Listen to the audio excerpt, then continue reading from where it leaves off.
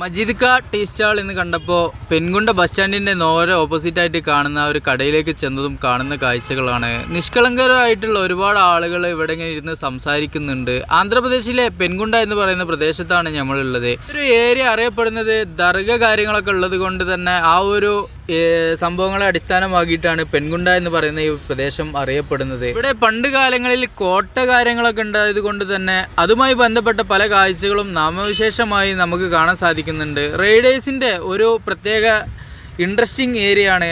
അതിനുമായിട്ട് ഒരു റോഡും ഒരു ചുരം പോലത്തെ ഒരു ഏരിയ ഒക്കെ ഈ ഒരു ഏരിയയിലുണ്ട് എന്ന് നമുക്ക് മനസ്സിലാക്കാൻ സാധിച്ച്. അങ്ങനെ ചായപ്രേമികളുടെ ലോകം എന്നുള്ള രീതിയിലാണ് നമ്മൾ ഈ ഒരു ആന്ധ്രാപ്രദേശിനെ വിലയിരുത്തിക്കൊണ്ടിരിക്കുന്നത്. എവിടെ നോക്കിയാലും ചായ സ്റ്റാളുകൾ കാണാൻ സാധിക്കും. അതുമാത്രമല്ല രാവിലെ തുടങ്ങുന്ന ചായയുടെ ആ ഒരു കച്ചവടം വൈകിട്ട് 10 മണി വരെ നീണ്ടു നിൽക്കും എന്നുള്ളതും ഒരു പ്രത്യേകതയാണ്. ഇതുപോലത്തെ ചെറിയൊരു കടകളാണ് കാണാൻ സാധിക്കുക. ചായ ഇങ്ങനെ ദമ്മിലുണ്ടാക്കിയിട്ട് ഒരു ഫ്ലാസ്കിലേക്ക് ഒഴിച്ച് വെച്ചിട്ടുണ്ടാവും. പിന്നീട് അതിൽ നിന്നും തരുന്ന ഒരു കാഴ്ചയാണ് നമുക്ക് മിക്കവാറും കടകളിലും കാണുന്നത്. നമ്മളവിടുത്തെ പോലെ സ്ട്രോങ്, ലൈറ്റ്, പൊടിച്ചായ, മധുരം കമ്മിച്ചായ ഇങ്ങനെയുള്ള പരിപാടികളൊന്നും ഇവിടെ ഇല്ല എന്നുള്ളതും വേറെ തന്നെ ഒരു പ്രത്യേകതയാണ്. ഇവിടെ ആകെ കാണാൻ സാധിക്കുന്നത് 10 രൂപയ്ക്ക് ചായ, 6 രൂപയ്ക്ക് ചായ, ഇങ്ങനെ 2 കാറ്റഗറി ചായ കൊടുക്കുന്നതും കഴിക്കുന്നതുമാണ് നമുക്ക് കാണാൻ സാധിക്കുന്നത്. നിഷ്കളങ്കരായിട്ടുള്ള ഒരുപാട് ആളുകളെ നമുക്കിവിടെ കാണാൻ സാധിക്കുന്നുണ്ട്.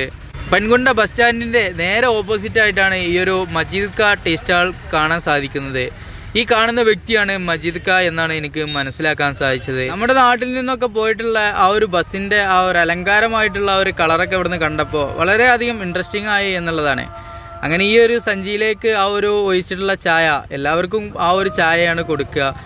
ഈ സഞ്ചിയിൽ നിന്ന് വരുന്ന ചായ എന്താണോ അത് നിങ്ങൾക്ക് തരും എന്നുള്ള രീതിക്കാണ് ഇവിടെ കച്ചവടം നടന്നുകൊണ്ടിരിക്കുന്നത്. അങ്ങനെ ഈ ഒരു ചെറിയ ക്ലാസ്സിൽ മനോഹരമായിട്ടുള്ള ആ ഒരു ചായ എനിക്ക് കിട്ടി. അല്ലെങ്കിൽ നല്ലൊരു രുചികരമായിട്ടുള്ള ചായ ആയിരുന്നു എന്നുള്ളതാണ്. അങ്ങനെ നമ്മൾ ഇവിടെ ഒരു പാർക്കുണ്ട് എന്നറിഞ്ഞ് ഈ ഒരു ഏരിയയിലേക്ക് വന്നപ്പോൾ കാണുന്നതാണ് ഒട്ടകത്തിന് ആവശ്യമായിട്ടുള്ള ഫുഡ് കാര്യങ്ങളൊക്കെ ഇങ്ങനെ രാവിലെ തന്നെ കളക്ട് ചെയ്തിട്ട് അതിനെ പരിപാലിക്കുന്ന ഒരാളിങ്ങനെ കൊണ്ടുവരുന്ന ഒരു കാഴ്ച. അയാളുടെ മേത്തേക്ക് കയറിട്ടിട്ടുണ്ട്. അയാളുടെ പിന്നാലെ ആ ഒരു ഒട്ടകം ഇങ്ങനെ വന്നുകൊണ്ടിരിക്കുന്നുണ്ട്. അപ്പോഴാണ് എൻ്റെ കൂടെയുള്ള അഫ്താബ് പറയുന്നത് ഈ ഒട്ടകത്തിന് ശരിയായ രീതിയിലുള്ള ഫുഡ് കാര്യങ്ങളൊന്നും കൊടുക്കുന്നില്ല, അല്ലെങ്കിൽ അതാകെ അവശനായിട്ടുണ്ട് എന്നുള്ളത്. ഞാൻ ആദ്യമായിട്ടാണ് ഇത്രയും അടുത്ത് നിന്ന് ഒട്ടകത്തെ കാണുന്നത്. ഞാനതിങ്ങനെ നോക്കി നിന്നു എന്നുള്ളതാണ്. ഇവിടെ പാർക്കിലെ സവാരിക്ക് വേണ്ടിയിട്ട് ഉപയോഗിക്കുന്ന ഒട്ടകമാണ് എന്നും നമുക്ക് മനസ്സിലാക്കാൻ സാധിച്ചു. അങ്ങനെ നമ്മൾ അലക്കിയിട്ടുള്ള ഡ്രസ്സുകളൊക്കെ തന്നെ ഇതുപോലെ ഇങ്ങനെ തോരട്ടു. ഈ ഒരു ഏരിയയിൽ കയറെല്ലാം തന്നെ നമ്മുടെ കയ്യിലുള്ളത് കൊണ്ട് തന്നെ നമ്മുടെ ഡ്രസ്സുകളൊക്കെ തന്നെ തോരയിടാനൊക്കെ വളരെ സഹായകരമാണ്. അങ്ങനെ നമ്മൾ ഈ ഒരു ഏരിയയിലേക്ക് നോക്കുമ്പോൾ ഒരുപാട് കച്ചറകളും കാര്യങ്ങളൊക്കെ കാണാൻ സാധിക്കുന്നുണ്ട്. പാർക്കിലേക്കൊക്കെ വരുന്ന ആളുകൾ ഭക്ഷണമൊക്കെ ഉണ്ടാക്കി കൊണ്ടുവന്ന് കഴിച്ചിട്ട് അവിടെ അതിൻ്റെ വേസ്റ്റ് കാര്യങ്ങളൊക്കെ വലിച്ചെറിയുന്ന ഒരു സാഹചര്യമാണ് കണ്ടുകൊണ്ടിരിക്കുന്നത്.